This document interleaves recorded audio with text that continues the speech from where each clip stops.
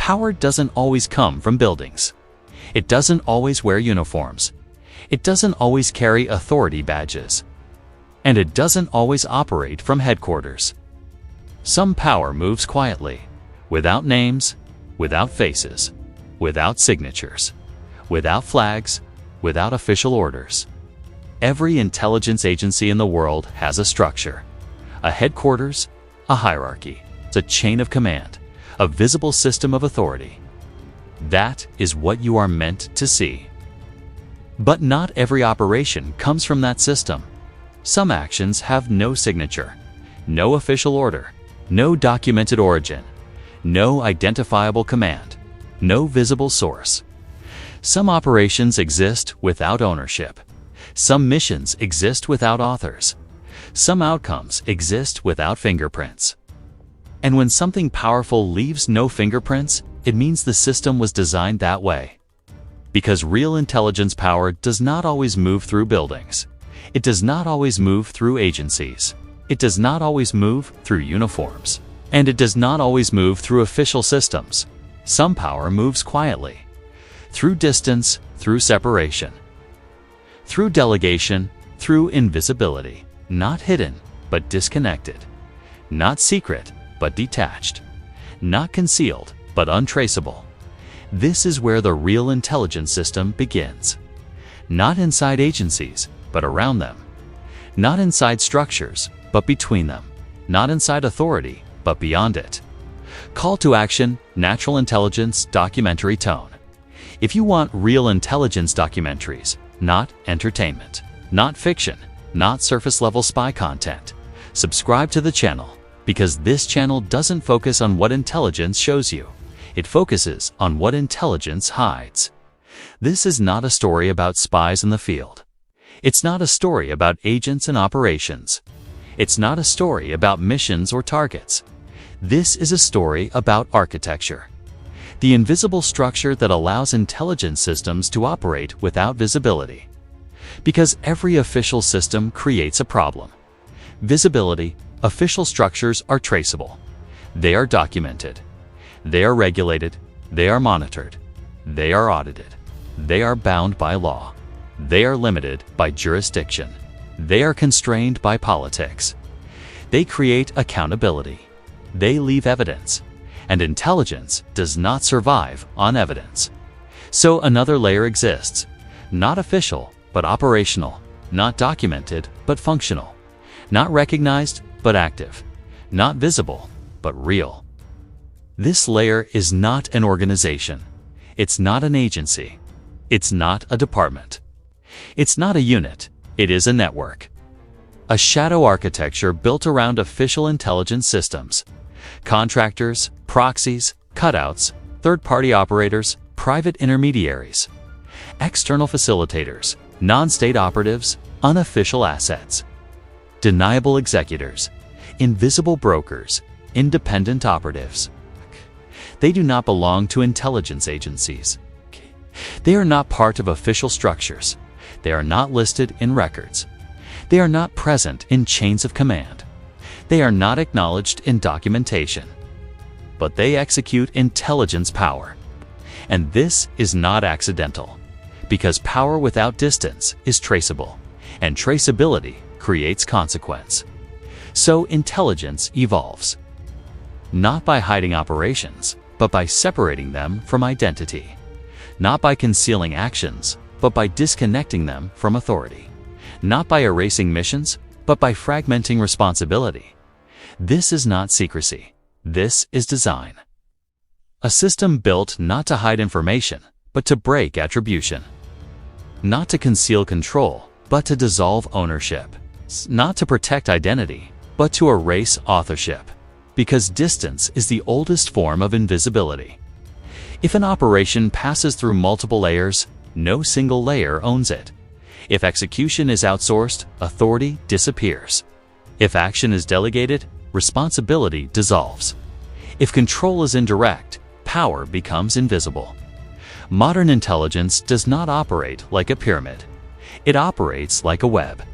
Distributed, decentralized, compartmentalized, fragmented, disconnected by design. Each node isolated, each link disposable, each connection replaceable, each layer deniable. No center, no core, no single command, no single authority. No single structure to expose, just networks. Networks of access, networks of logistics, networks of funding, networks of execution, networks of facilitation, networks of influence, networks of control, networks of coordination, networks of manipulation, networks of delegation, networks of surveillance, networks of contingency planning. This is why intelligence power rarely collapses, because there is nothing centralized to destroy. There is no headquarters that controls everything. There is no command center that holds all authority. There is no structure that contains the system. There are only layers: official layers, unofficial layers, invisible layers, each one creating distance, each one creating separation, each one creating deniability, not to hide action, but to separate it from identity, not to protect authority, but to erase accountability, not to conceal control, but to remove fingerprints. This is the invisible layer, the space between command and execution, the gap between authority and action, the distance between system and outcome, where responsibility dissolves, where attribution disappears, where control exists without command, where power operates without presence. And when you examine it closely, you begin to see something important. This layer is not accidental. It is not corruption. It is not chaos. It is not conspiracy. It is structure. Because intelligence systems face a contradiction, they need to act but not be seen. They need to influence but not be traced. They need to operate but not be accountable. They need to control but not be visible. So they evolve, not into stronger buildings, not into bigger agencies, not into more offices, not into larger departments, but into networks. Not organizations, not hierarchies, not departments, but ecosystems, where power flows without identity, where action moves without authorship, where execution happens without ownership, where control exists without command. This is why intelligence agencies don't operate alone. They cannot, because official systems create exposure. So intelligence expands outward, into private networks, into contractors, into intermediaries, into facilitators, into third parties, into proxies, into non-state structures, into deniable operators, into unofficial executors, into independent specialists, into invisible operatives, not to escape law, but to escape traceability, not to hide power, but to detach it, not to conceal authority, but to dissolve responsibility. This is how modern intelligence works. Not through buildings, not through badges, not through uniforms, not through visible structures, not through official hierarchies, but through invisible systems, silent networks, shadow architecture, distributed execution, fragmented control, layered deniability, indirect authority, detached power, adaptive influence, invisible reach. This is the foundation layer, the base structure, the invisible framework that supports everything above it. And if you observe carefully, you begin to understand something deeper. Power does not need to be present to be effective. Authority does not need to be visible to be real.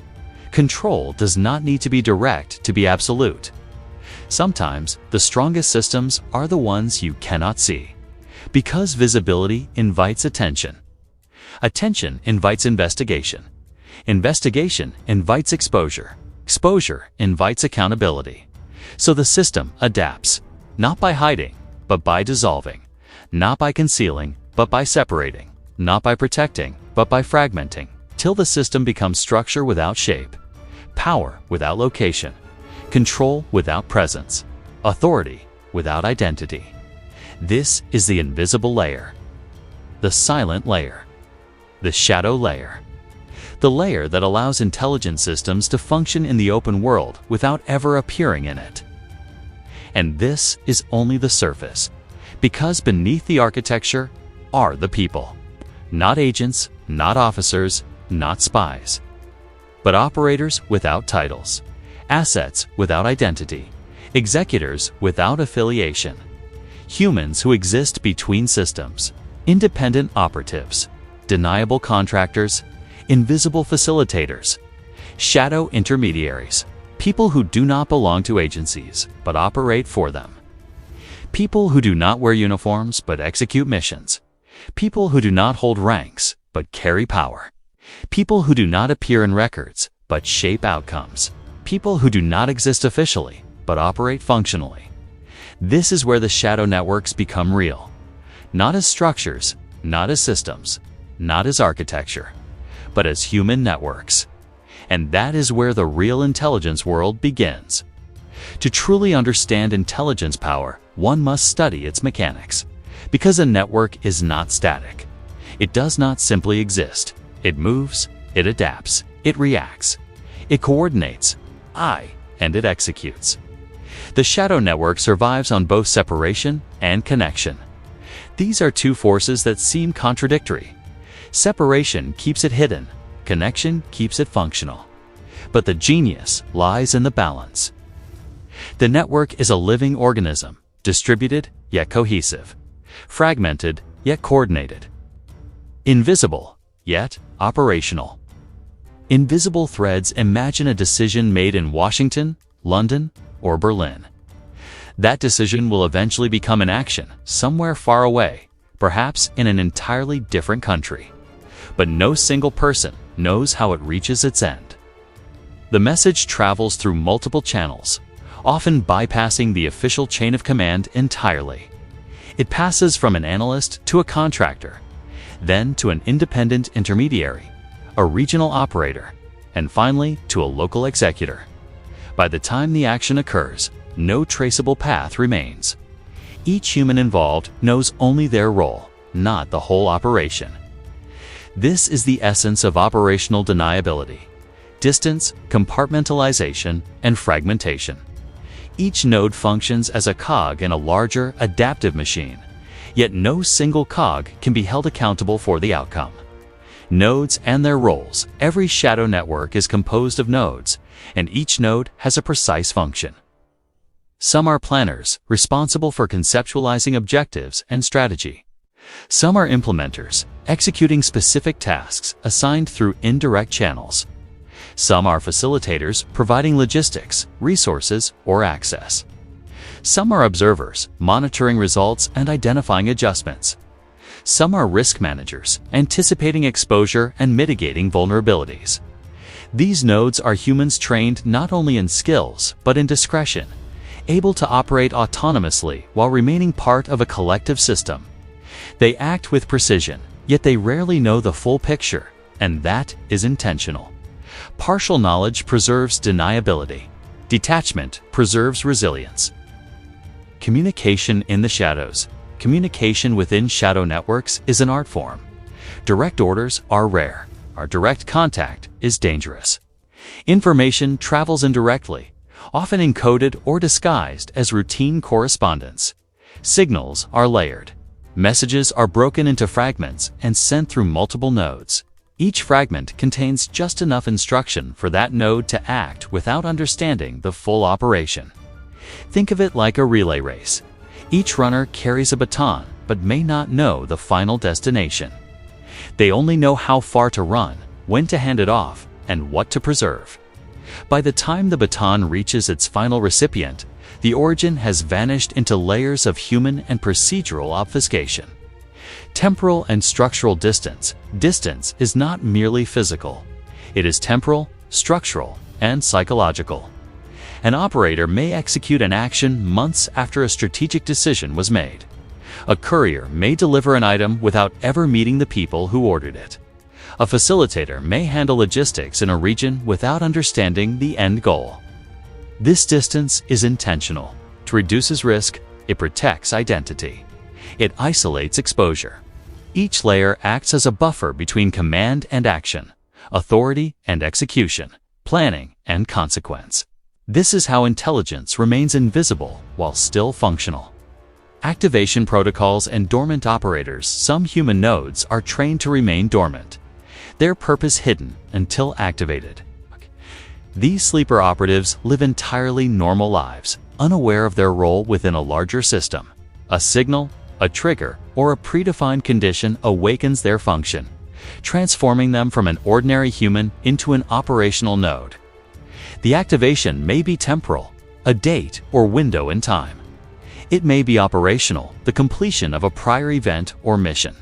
It may be situational, a shift in political, social, or security circumstances. The sleeper remains invisible, indistinguishable from the public, until the system decides the moment of execution. And this is where intelligence achieves its most dangerous subtlety: power executed through ordinary humans, operating without awareness, without identity, and without exposure. Redundancy and resilience. No network is perfect. Nodes fail. Messages are intercepted. Plans are disrupted. And yet shadow networks rarely collapse. Redundancy is key. Multiple nodes may have overlapping responsibilities. Multiple communication paths exist. Multiple resources are prepositioned. This redundancy ensures that if one node is compromised, another compensates. If one pathway is blocked, another is ready. The network adapts dynamically, shifting operational roles without losing momentum. This is resilience through distribution. It is why shadow networks have survived geopolitical upheavals, technological changes, and operational failures that would cripple traditional centralized intelligence systems. Financial and logistical obfuscation. Modern intelligence is impossible without resources. But moving funds, equipment, or personnel creates traces. Traditional systems are vulnerable. Shadow networks solve this with financial and logistical cutouts. Front companies, independent contractors, offshore accounts, and proxy facilitators. Funds flow indirectly to operational nodes. Equipment moves through layers of deniable handlers. Travel, communication, and access are orchestrated through intermediaries with no formal affiliation. A single operation may move millions of dollars cross borders and involve hundreds of human nodes without creating a single traceable path. Surveillance and counter-surveillance observation is the lifeblood of intelligence. But to survive, operators must also remain unseen. They track targets without being tracked themselves. They monitor communications without revealing their presence. They adapt to unexpected risks. Humans in the network are trained not only to act, but to disappear. They blend into crowds, routines, and ordinary life. They become shadows among shadows. And that is how intelligence operates. Not by overwhelming force, but by silent observation, indirect influence, and subtle control. Adaptation under uncertainty. No operation is predictable. No plan survives contact with reality intact. The shadow network thrives under uncertainty. It allows improvisation within strict operational boundaries. Nodes adjust autonomously. Human operators respond to evolving circumstances without exposing the broader system. Contingencies exist at every level. This ability to adapt ensures that intelligence remains effective under conditions where rigid systems fail. Distributed human systems at the core. Intelligence is still human. Algorithms, communication, technology, and procedural design enhance operations. But humans execute, observe, improvise, and adapt. The human nodes are invisible executors, carrying out missions, maintaining secrecy, and preserving the network's resilience. They are independent operators, deniable contractors, invisible facilitators. Shadow intermediaries, humans who exist between official structures, executing without recognition, without uniforms, without records, yet shaping outcomes in ways that official systems cannot. Plausible deniability and strategic ambiguity. Many actions appear independent or coincidental. Outcomes are ambiguous. Actors have no official connection to the agency. This is strategic ambiguity. It ensures the system remains invisible even when outcomes are visible. It protects operators, networks, and agencies alike. Deniability is not an afterthought. It is a design principle. Every human node, every layer, every protocol is constructed with deniability at its core. Observation on power without presence, ultimately, a shadow network demonstrates a principle that transcends intelligence operations. Power does not need visibility to be effective. Control does not need direct command. Influence does not need presence. Authority does not need identity. The system functions because it operates through separation, redundancy, indirect influence, and adaptive human nodes. This is why intelligence survives and succeeds where traditional hierarchies fail. Conclusion: the mechanics revealed the shadow network is distributed, resilient, invisible, adaptable, deniable, human-centered, mechanically precise. Operationally cohesive, it is a living system of influence.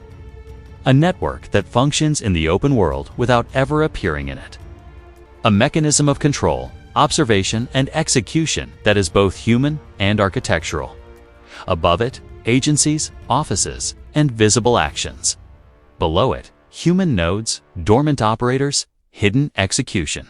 Between them, coordination, activation, and control without visibility. To understand modern intelligence, one must understand the mechanics of the shadows. Only then can the silent, invisible layer that shapes global events truly be seen. Not in documents, not in headlines, not in arrests, but in the architecture of operational power itself. Have you ever felt that major global events don't just happen by chance? That behind the headlines and official reports, there are unseen forces at play? You're not wrong. Every network has an unseen influence. Every person, a node creating ripples.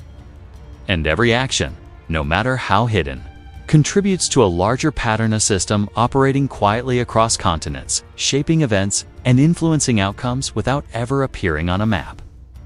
This is the power of shadow networks at the global level: invisible, indirect, and decisive. Unlike conventional intelligence, which relies on structure and visibility, these networks operate in a dimension where presence doesn't equal power, and action doesn't require observation. Imagine a chessboard stretched across the entire world. But the pieces aren't nations or agencies. They are networks of operators, facilitators, and intermediaries. The moves are subtle: a shift in financial flows, a change in a supply chain, a slight modification in political messaging. To an outsider, it all seems random, disconnected. But within the network, every move is intentional, calculated to produce maximum influence with minimum visibility. Operations span continents without any central control. Decisions are executed with precision by operators who may never meet, never speak, and never even know where their orders came from. This is intelligence as a global organism, adapting, evolving, and responding faster than any visible institution ever could. Working in these shadows raises ethical dilemmas most people can't imagine. Operators might act on incomplete, deliberately compartmentalized information. They may execute actions affecting millions of lives without ever fully understanding the consequences. Ethical responsibility is dispersed. Accountability is intentionally fractured. A single operator might have no idea of the broader outcome, and the architect of the plan may never have to confront the human impact. It's a system that challenges our conventional morality, yet it's often deemed necessary for survival. Without this separation, the networks would be vulnerable, slow, and easily exposed. Here, ethics are operational, not philosophical. The only measure is effectiveness, plausibility, and sustainability, not public approval or moral clarity. So how do they see without being seen? Shadow networks rely on observation that is both comprehensive and invisible. Satellites, signals intelligence, and cyber monitoring are just a fraction of the system. The real core relies on human nodes scattered across the globe, informants, contractors, consultants, and intermediaries who blend seamlessly into society. These individuals provide insight without being seen. They gather data without raising suspicion. They monitor, record, and relay information through layers of deniable channels, ensuring that every observation remains indirect, yet actionable. Unlike overt surveillance, this method leaves no signature. It can't be detected by conventional counterintelligence or traced to any central authority. Its power in the shadows, invisible to those it observes. One of the most remarkable aspects of these networks is their ability to influence outcomes without any direct engagement. Think about it. A political outcome swayed through third-party advisors. A financial decision redirected via intermediaries. A social narrative subtly shaped through media nodes. These actions are effective precisely because they are invisible. The targets are unaware they're being influenced. Observers can't trace the source. And the network achieves its objectives while remaining completely unseen. This indirect method is far more potent than overt interference. It minimizes risk, maximizes deniability, and allows global operations to function across borders without any confrontation. Technology amplifies this human capacity, but it doesn't replace it. Shadow networks use communication tools, cyber platforms, and analytical algorithms to coordinate distant nodes. But unlike conventional intelligence operations that rely on a single technological backbone, these networks distribute their technology. There's no single point of failure. Communication is encrypted, fragmented, and relayed through multiple nodes. Data is anonymized and transmitted indirectly. And every technological layer is mirrored by a human node to maintain operational flexibility. Technology supports observation and coordination, but the human element remains the decisive factor. These networks are also designed to survive any crisis. A natural disaster, a political upheaval, a sudden exposure to the network doesn't falter. Contingency protocols allow for the rapid rerouting of resources, reassignment of operators, and preservation of operational integrity. Multiple layers of redundancy ensure the system keeps functioning even when nodes fail or messages are intercepted. Adaptation isn't reactive, it's preemptive. Every scenario is anticipated, every contingency pre-modeled, and every node trained to respond autonomously. This makes shadow networks resilient beyond conventional measures, almost immune to disruption.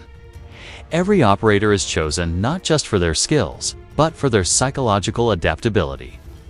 They're trained to function under uncertainty, maintain discretion, and make autonomous decisions without constant supervision. They must remain emotionally detached from outcomes, yet execute their tasks flawlessly.